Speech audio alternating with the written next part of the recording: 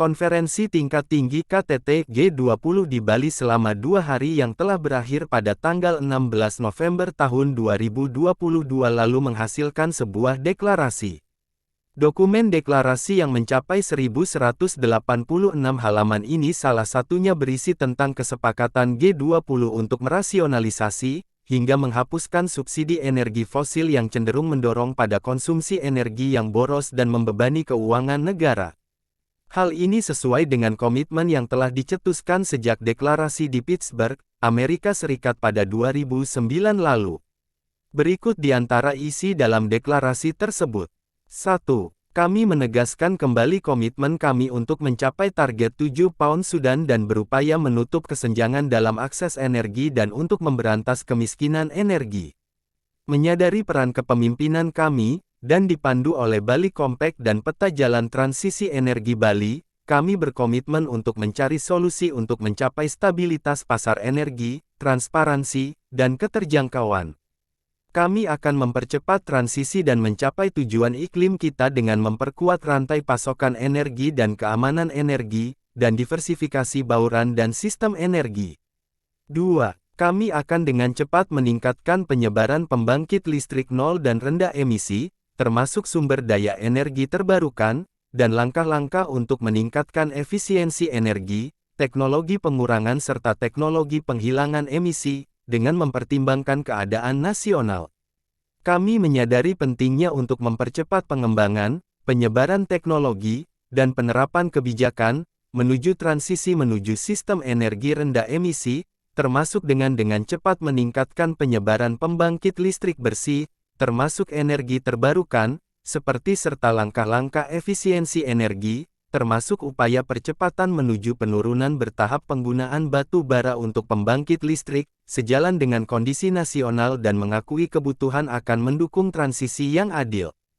3. Kami akan meningkatkan upaya kami untuk mengimplementasikan komitmen yang dibuat pada 2009 di Pittsburgh untuk menghapus dan merasionalisasi, dalam jangka menengah, ketidakefisienan subsidi bahan bakar fosil yang mendorong konsumsi yang boros dan berkomitmen untuk mencapai tujuan ini, sambil memberikan dukungan yang ditargetkan untuk negara yang paling miskin dan paling rentan.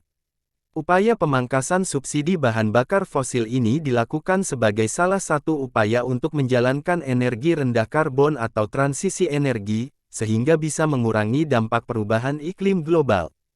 4. Kami akan mempercepat transisi dan mencapai tujuan iklim kita dengan memperkuat rantai pasokan energi dan keamanan energi, dan diversifikasi bauran dan sistem energi. Kami akan dengan cepat meningkatkan penyebaran pembangkit listrik nol dan rendah emisi, termasuk sumber daya energi terbarukan, dan langkah-langkah untuk meningkatkan efisiensi energi, teknologi pengurangan emisi, serta teknologi penghilangan emisi, dengan mempertimbangkan keadaan nasional. Kendati demikian, upaya pelaksanaan transisi energi atau energi rendah karbon ini dinilai perlu dukungan bersama, terutama dari negara-negara maju. Pasalnya, ini juga akan terkait dengan harga energi yang terjangkau di masing-masing negara. 5. Kami akan memperkuat kerjasama internasional, serta dialog produsen konsumen yang relevan mengamankan keterjangkauan dan aksesibilitas energi dengan membatasi volatilitas harga energi dan meningkatkan teknologi yang bersih, aman, inklusif, dan berkelanjutan, termasuk mengembangkan kawasan interkoneksi energi. 6. Kami berkomitmen untuk mempromosikan investasi secara berkelanjutan infrastruktur dan industri, serta teknologi inovatif dan berbagai kebijakan fiskal, mekanisme pasar dan regulasi untuk mendukung transisi energi bersih, termasuk, jika sesuai, penggunaan mekanisme harga dan non-harga karbon dan insentif, sementara memberikan dukungan yang ditargetkan untuk yang paling miskin dan paling rentan. Seperti diketahui, Indonesia sendiri termasuk salah satu negara dengan subsidi energi fosil, utamanya bahan bakar minyak BBM paling bengkak. Bahkan, tahun 2022 ini saja subsidi dan kompensasi energi, baik BBM dan listrik diperkirakan bisa mencapai Rp502,4 triliun.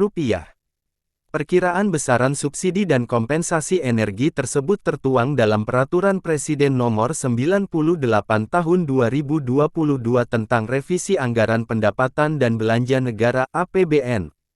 Jumlah perkiraan subsidi hingga akhir 2022 ini melonjak dari perkiraan awal di APBN 2022 sebesar Rp152,5 triliun. Adapun jumlah subsidi dan kompensasi Rp502,4 triliun tersebut terdiri dari subsidi Rp208,9 triliun, di mana subsidi BBM dan LPG Rp149,4 triliun dan subsidi listrik Rp59,6 triliun. Lalu, kompensasi hingga akhir 2022 diperkirakan mencapai Rp293,5 triliun, di mana kompensasi BBM diperkirakan mencapai Rp252,5 triliun dan kompensasi listrik Rp41 triliun.